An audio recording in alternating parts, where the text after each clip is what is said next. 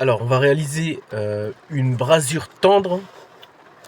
On va utiliser donc de l'étain. Vous ébavurez bien ébavurer votre tube cuivre parce que quand vous le coupez, il reste une petite épaisseur. C'est très important. Une fois que c'est ébavuré, on va prendre une toile émerie. Une toile émerie, si on a une laine d'acier, ça va aussi, pour bien nettoyer les bords de chaque tube, les extrémités. On fera la même chose aussi dans notre manchon. Une fois que c'est fait sur les tubes, sur l'extérieur des tubes, on le fera à l'intérieur du manchon. Voilà. Et ça, c'est très important. La préparation, c'est vraiment la base de la réussite d'une brasure tendre et même d'une brasure forte. Et même si on réalise de la soudure sur du tube à acier, la préparation, c'est la base. Une fois que c'est bien propre, on va pouvoir appliquer du décapant aussi. Donc on prend le décapant adapté, l'étain adapté. Si c'est du sanitaire, on fera un étain spécial sanitaire. Là, vous voyez que c'est un étain spécial gaz. Petite parenthèse, pour réaliser des brasures gaz, il faut une habilitation ou faire passer un contrôleur spécifique. Donc on l'applique sur le fil d'étain, on en prend directement, on en met bien à l'intérieur, pas trop non plus, c'est très important. La quantité qu'il faut, si on n'en a pas mis beaucoup, on peut aussi en mettre directement sur l'extrémité du tube, la partie mâle, ça va aussi.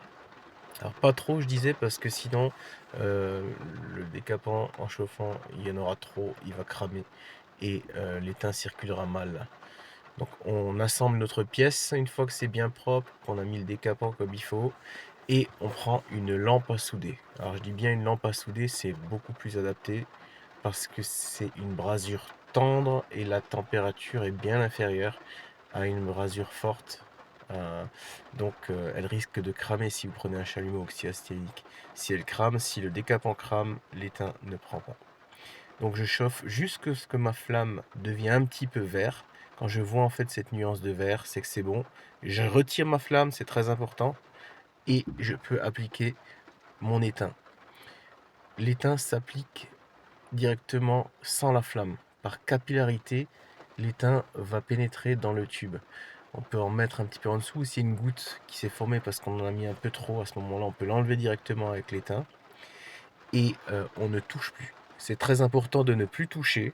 Si là vous la prenez avec une pince pour aller la refroidir ou autre, le souci qu'il y aura, c'est qu'elle va en fait se décoller. L'étain, une brasure tendre, ça met il y a un temps de prise pour qu'elle prenne bien. Donc on attend un petit peu. Une fois qu'on a bien attendu et que c'est bon, à ce moment-là, on peut la vérifier. Donc moi, ce que j'ai fait là, juste pour, pour un petit contrôle, c'est que j'ai coupé. J'ai pris mon coupe-tube, je l'ai ouvert pour voir si elle avait bien pénétré. Quand on s'entraîne, ça peut être intéressant de le voir.